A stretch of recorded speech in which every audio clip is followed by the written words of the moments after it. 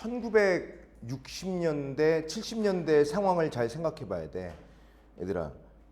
일단은 1945년에 광복했죠. 편히 먹어, 편히. 괜찮아. 광복을 했고, 그러니까 일제강점기로부터 일단은 벗어났으나 그때는 또 역시 이념의 대립이 시작되는 시기이기도 해. 그러니까 일제의 강제 어떤 그 점령으로부터 벗어남과 동시에 우리 한반도는 그때 당시 이제 남과 북의 이념의 대립이 되게 심화되고 극에 달하고 그게 전혀 그런 기미가 없었던 것이 아니라 오히려 역설적으로 광복을 계기로 해서 우리 한반도의 전체적인 민심은 이념의 대립을 따라갈 수밖에 없었어요.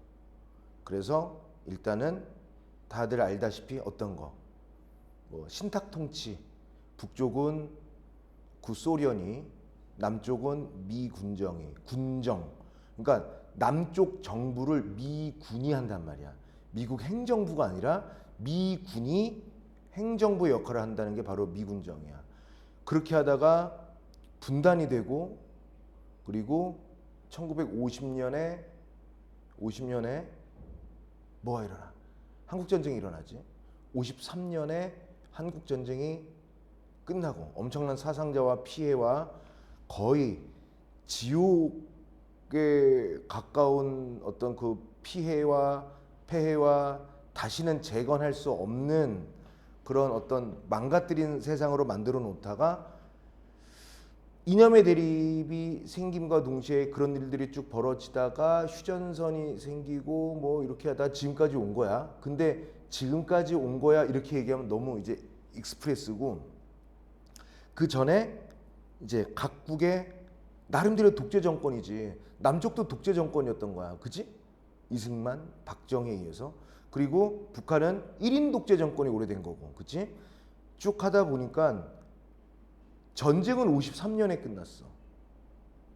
그런데 1953년에 끝났는데 대략 10년 정도 후부터 본격적으로 우리 국토가 경제 국가의 발돋움을 하기 위해서 재건의 과정을 거친다고요. 재건. 다시. 그럼 대략 한 10년 정도? 너희들 10년 전에는 몇 살이었지? 취학 전 뭐 이렇게 학교 가려고 준비할 때 아니야? 그치? 그때 전쟁이 끝났고 지금 이 순간이라고 한다면 10년의 시간은 되게 짧은 거야. 그리고 나서 본격적으로 박정희 대통령이 집권을 하고 경제개발 5개년 계획 1차, 2차 쭉 이렇게 하고 뭐 이렇게 하면서 많은 인권이 유린당하기도 하면서 동시에 눈부신 고도 산업화를 이루지. 그치? 봐봐. 한국이 1986년도에 아시안 게임을 개최했어요. 전쟁 끝나고 대략 30년 후에. 그리고 나서 2년 후에 세계 서울 올림픽을 개최하게 됐단 말이야. 어마어마한 눈부신 국가 발전이 되겠지. 그치? 그런데 선생님이 지금 50년 전쟁 끝나고 이제 국가를 재건해 보고자 움틀움틀 싹두고 움직이면서 30년을 훅 뛰어넘었는데 그 훅 뛰어넘은 그 가운데 지점에 오늘 우리가 배울 농무라는 작품에서 드러난 시대적 배경을 우리가 확인해야 된다는 얘기야. 그러니까 이 농무의 배경은 대략 60년대 후반 70년대 초중반 요때를 얘기하는 거죠. 무슨 얘기인지 알겠지? 본격적으로 산업화, 도시화 이런 게 진행되면서, 그러면 이렇게 빠르게 산업화, 도시화가 진행되기 위해서는 농업보다는 공업이 빠르겠지. 경공업부터 시작해서 중공업부터 나아가겠지. 그러면 우리 어떤 일꾼들의 인력, 그 다음에 제한된 어떤 노동력들이 있는데 그 인력들이 다 모두 어디로 가겠니? 서울 쪽으로 가겠지. 대도시로 가겠지. 그래서 공장에 취업하고 그 다음에 산업화 일꾼이 되겠지. 그렇게 되면 여지껏 수천 년 동안, 정말 수천 년 동안 농사를 짓고 먹고 살아왔던 우리 농촌, 그리고 농민들의 터전, 여기는 어떻게 돼 있어? 텅 비겠지. 이게 바로 농무에 담겨 있는 전반적인 이야기입니다. 물론 시지만 신경림 선생인데, 신경림 선생 하면 이제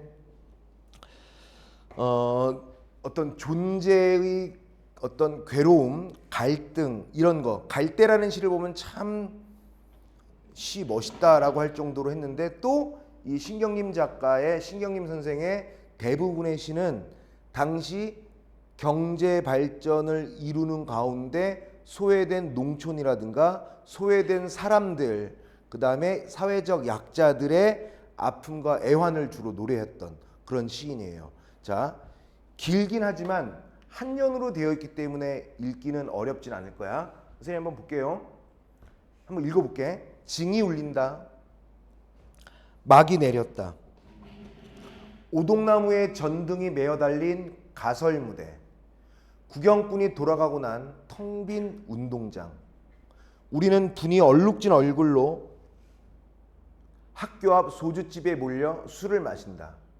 답답하고 고달프게 사는 것이 원통하다.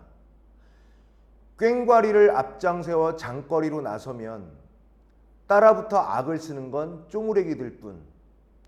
처녀 애들은 기름집 담벽에 붙어서서 철없이 킬킬대는구나.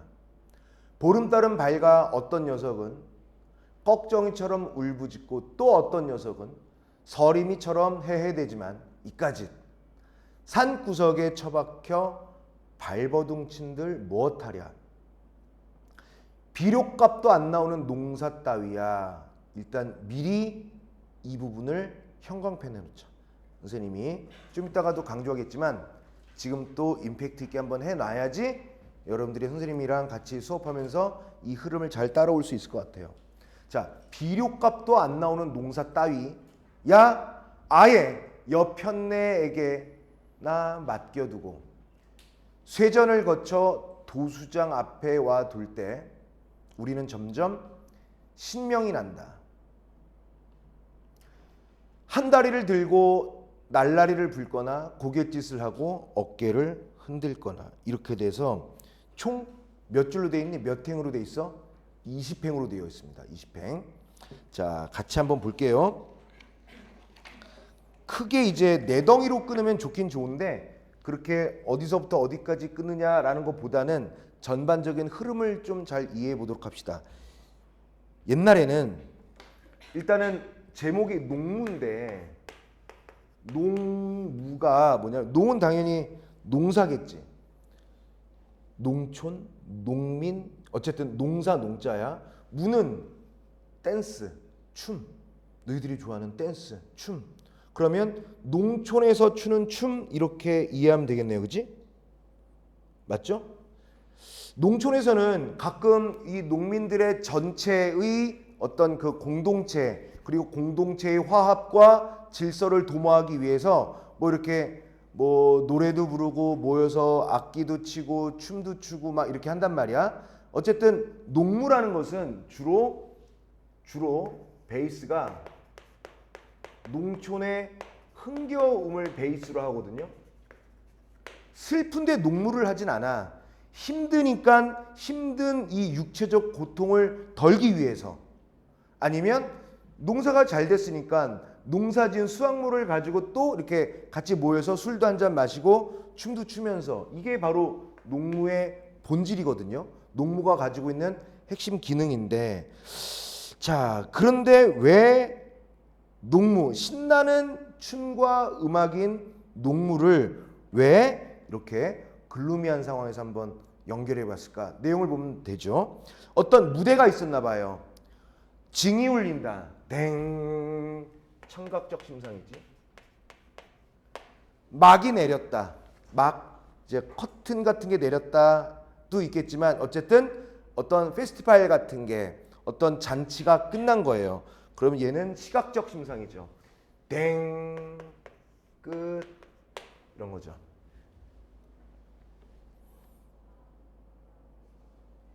자, 이거 설명 잘 들어야 돼요.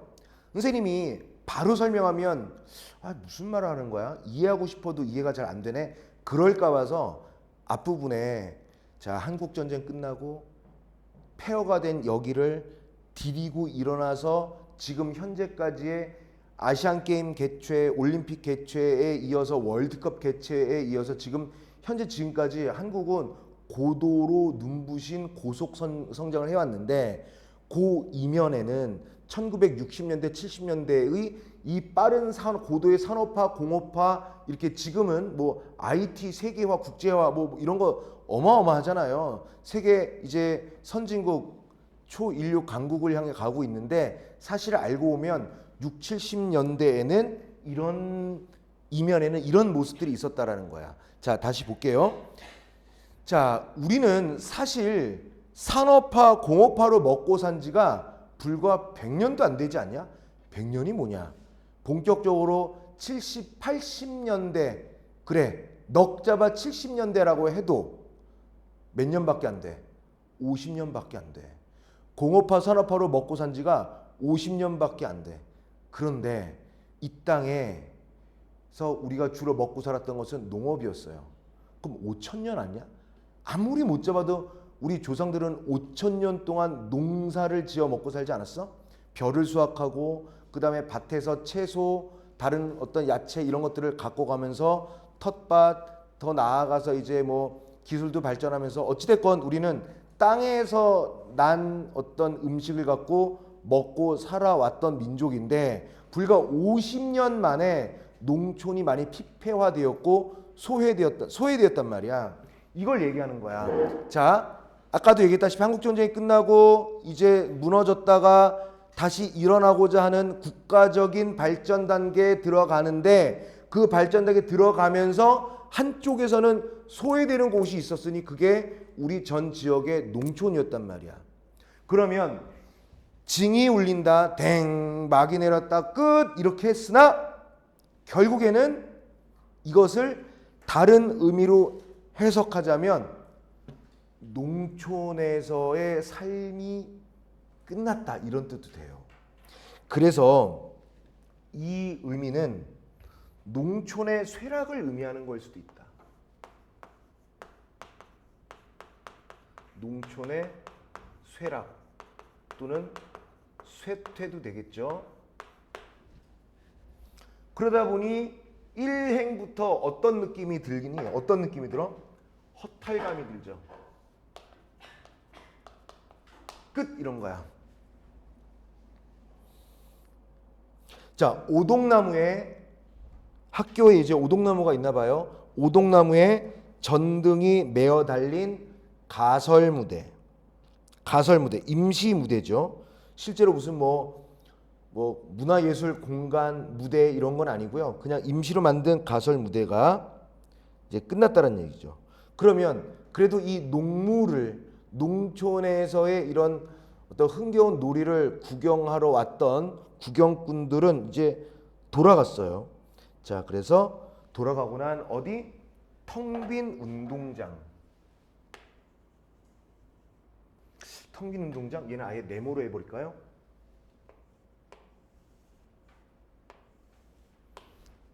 텅 빈 운동장.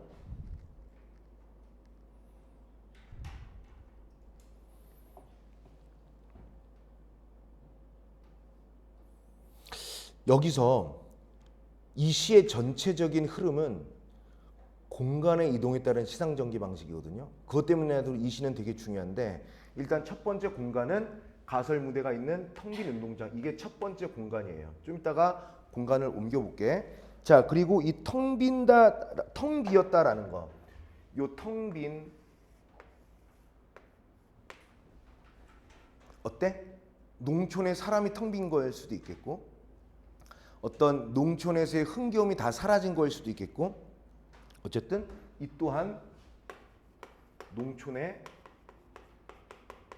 쇠락을 의미하고 심리적인 허탈감을 얘기하기도 하죠. 축제가 끝난 거예요. 우리는 화자가 한 사람이 아니네. 1인칭 복수네.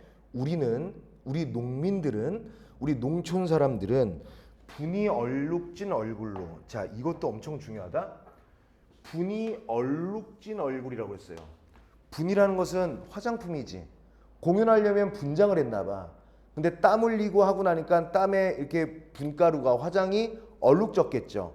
그래서 이거는 중의적 표현인데 분이 얼룩졌다라는 것은 첫 번째 말 그대로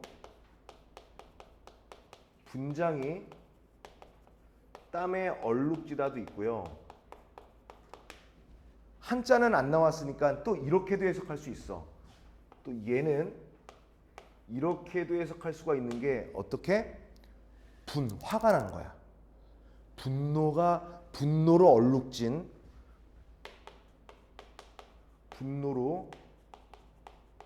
얼룩진 농민의 마음 이렇게 봐도 되겠죠. 그래서 어디로 간다는 거야? 학교 앞 소주집에 몰려 술을 마신다. 그러면 공간이 바뀌었네요. 학교 앞 소주집으로. 그래서 이렇게 공간이 이동한 겁니다. 공간의 이동에 따른 시상전개 방식. 괜찮아? 자, 그 다음에요. 답답하고 고달프게 사는 것이 원통하다. 자, 여기 이것도 중요한 부분. 왜 중요하냐? 답답하고 고달프게 사는 것, 그리고 이게 원통하다는 것, 이거 뭐야? 화자의 정서가 간접적으로 제시된 게 아니라 답답해. 이 농촌이 왜 이렇게 망해가고 있지? 답답해. 그 다음에 고달퍼. 일을 해도 먹고 살기가 너무 힘들어. 이러한 농촌에서 농민으로서 살아가는 삶이 모두 원통하고 괴롭다라고 화자의 정서가 직접 제시된 것이다. 이렇게 얘기할 수 있겠죠. 그래서 술도 한 잔 먹었어. 자, 칠판 잠깐만 볼까요? 자, 처음에 농무를 즐기다가 텅 빈 운동장 끝나고 나서 학교 앞 소주집에 몰려서 술을 마시면서 이렇게 답답하고 고달프게 사는 것이 원통하다라고 얘기를 하고 있지. 그 다음에 또 술 먹고 나왔습니다. 그래서 장터로 나온 거야. 장거리로 나서면. 그래서 여기는 세 번째 장소입니다. 예상 문제를 선생님이 얘기해 보면 이 시상을 공간의 이동에 따라 끊어놓고 거기에 따른 시적 상황, 거기에 따른 화자의 정서에 따른 화자의 태도를 묻는 문제는 아주 기본적으로 나올 거예요. 자, 쉬운 문제로 나올 거야. 장거리로 나서면 어때? 어때요? 따라붙어서 와 신난다 신난다. 자, 봐봐. 이거는 무대에서의 공연이었다면 이거는 비하인드로 무대 끝나고 술을 마신 김에 술집에서 나와서 꽹과리를 꽹꽹 치면서 나온 거야. 그러니까 술도 먹었겠다. 기분은 분하고 고달프고 원통하고 힘들겠다. 그러니까 얼마나 이렇게 그 울분을 풀기 위해서 악기를 연주하겠어. 그러니까 그 분위기에서 와 신난다라고 해서 따라붙어 악을 쓰는 거야. 근데 쪼무레기 들이쓴다고. 원래는 이렇게 술 취한 기분에 꽹과리를 앞장서서 장거리 그 소주집에서 술 먹고 장거리 나서면 젊은 사람들이 함께 즐거워야 해야 하는데 일하러 이 젊은 사람들이 이제 농촌엔 없는 거야. 젊은 사람들이 농촌에서 일하던 젊은 사람들이 다 모두 대도시를 향해 나갔기 때문에 남은 건 노인들과 아이들 뿐이야. 이건 지금도 문제가 심각한 거 아니겠어요? 그래서 따라붙어 악을 쓰는 건 조무래기들 뿐이다라는 것은 뭐야? 농촌에 젊은 층이 없다라는 거죠. 그래서 젊은 층이 농촌을 떠난 상태예요. 왜? 이런 걸 조금 뭐 근사한 건 아니지만 네 글자로 자기의 농촌 고향을 버리고 도시로 향했다. 이걸 뭐라 그래? 이가 버리는 거예요. 농촌을 버리고 방향을 정한 거야. 어디로? 도시로. 그래서 이런 현상을 이촌향도 현상이라고 하죠. 그리고 처녀애들은 기름짐 담벽에 붙어서서 철없이 킬킬대는구나. 지금 사회가 이 농촌 사회가 어떻게 되는지 모르고 그냥 그 재밌다 킬킬대는 순수한 모습들이죠. 아무것도 모르는 순수한 아이들 그리고 처녀 애들. 여기서 처녀 애들이라는 것은 그냥 뭐 초딩 중딩 어린 아이들을 얘기하는 거야. 학생들. 자, 그 다음에 여기 여러분들 그거 알아? 벽초 홍명희라는 작가 모르지? 홍명희라는 사람이 실존 인물을 바탕으로 소설을 쓴 임꺽정이라는 소설이 있어요. 임꺽정에 나와 있는 내용을 활용해서 씁니다. 어디? 이 부분이에요. 보름달은 밝아 어떤 녀석은 꺽정이처럼 울부짖고 또 어떤 녀석은 서림이처럼 해대지만 짠. 여기서 꺽정이라는 인물이 있고요. 서림이라는 인물이 있어요. 당연히 꺽정이는 임꺽정이겠죠. 그치? 꺽정이는 뭐야? 임꺽정 주인공이에요. 서림이는 누구냐면 임꺽정의 멘토, 친한 친구격이야. 그런데 왜 이렇게 얘기를 하냐면 꺽정이는 당시에 부패한 세력 또는 부패한 권력층 저항한 상징적인 인물이죠. 백성, 민중의 편에 서서.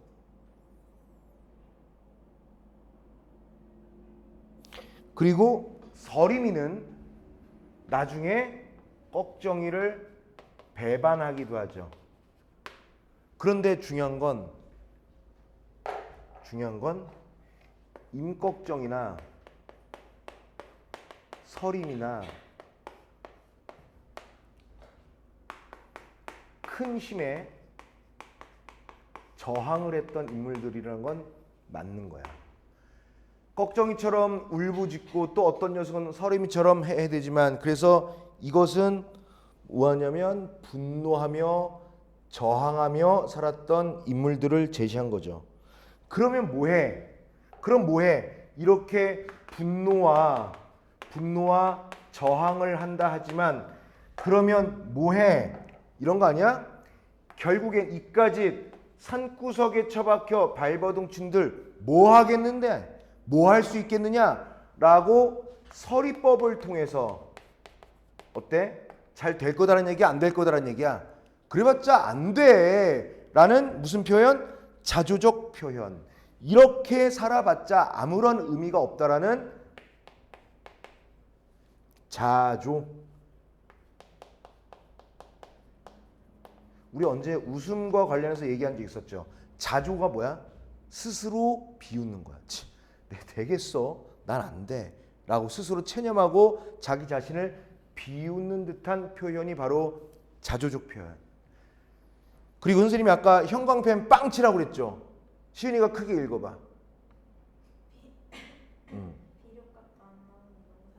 이거야. 비료값도 안 나오는 농사 따위야. 농사를 잘 짓기 위해서 비료를 뿌려서 농산물의 생산량을 많이 늘려야 하잖아. 그렇지? 그런데 비료를 써서 더 많은 생산을 얻어야 하는데 그런데 비료값도 안 나온대요. 이런 거야. 식당에서 짜장면을 야채랑 같이 사서 팔아서 맛있는 짜장면을 팔아서 이득을 남게 되잖아. 근데 사서 만들어서 팔았더니 재료값도 안 나오는 거랑 똑같은 거야. 그러니까 왜 선생님이 여기를 중요하게 생각했느냐, 여러분들에게 형광펜으로 빵 밑줄 치라고 했느냐면 이게 왜 화자가 이렇게 분노하는지 괴로워하는지 고달프고 원통한지, 왜 그럼에도 불구하고 의지를 펼치지 못하고 자조적으로 바뀔 수밖에 없는지에 대한 직접적 이유예요. 직접적 이유가 제시되어 있는 거예요. 어떻게? 농사해도 안 돼. 먹고 살기가 힘들어. 그래서 이걸 어떻게 한대? 아이 몰라. 농사. 남자가 줘야 되지만 아이 몰라. 여편네에게나 맡겨둬야지. 해도 되겠어? 라는 거예요. 그래서 여편네가 맡겨두고에서는 자조를 넘어서서 체념과 앞으로 잘 될 것이다라는 희망이 없는 절망으로 간 거예요. 체념과 절망 상태가 된 거고요. 여편네에게 맡겨두고, 자, 쇠전이 뭐야? 소의 전이니까 소를 사고 파는 우시장을 얘기하는 거지. 자, 장소가 지금 어떻게 됐어? 텅 빈 운동장, 소주집, 장거리, 그 다음에 쇠전, 우시장까지 왔어요. 이게 네 번째 공간. 그 다음에 도수장 이렇게 해서 다섯 번째 공간까지 왔습니다. 도수장이 뭐야? 도살장, 도축장, 가축 죽이는 곳. 와 돌 때, 자, 가장 중요한 부분이 바로 이 부분이죠. 엄청 중요한 거. 우리는 별표 이거 빵 치고, 우리는 점점 신명이 난다. 따로 설명할게요. 여기다가 우리는 점점 신명이 난다. 점점, 계속해서, 오버, 계속, 점점 더, 이런 거죠. 신명이라는 것은 흥겨운 어떤 멋을 얘기하는 거거든요. 근데 지금 먹고 사는 거 이제 다 농촌이 이렇게 다 폭망해 버렸는데 왜 점점 신명이 나지? 왜 신나지? 자, 첫 번째, 사실 신나진 않지. 삶이 피폐해졌으니까. 사실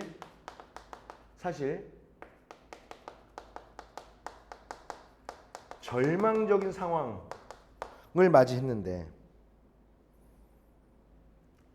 절망적인 상황 속에서 미치는 거죠. 상황에서 신명이 난다고 하는 반어적 표현이에요. 원래 신명 나지 않아. 어쩌면 괴롭긴 하지만 잠깐이라도 즐거움을 맛보는 거다라고 할 수도 있겠죠. 자, 어떻게? 한 다리를 들고 날라리를 불까? 고갯짓을 하고 어깨를 흔들까?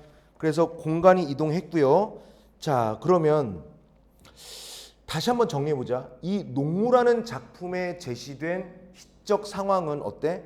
비록 값도 안 나는 농사, 고달픈 농촌의 현실이죠.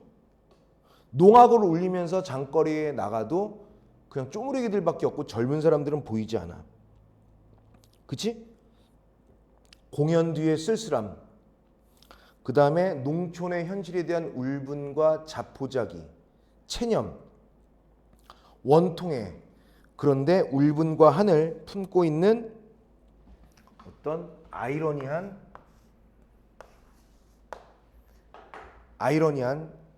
어떤 신명, 이렇게 얘기하면 되겠죠. 그렇지? 무슨 얘기인지 알겠죠?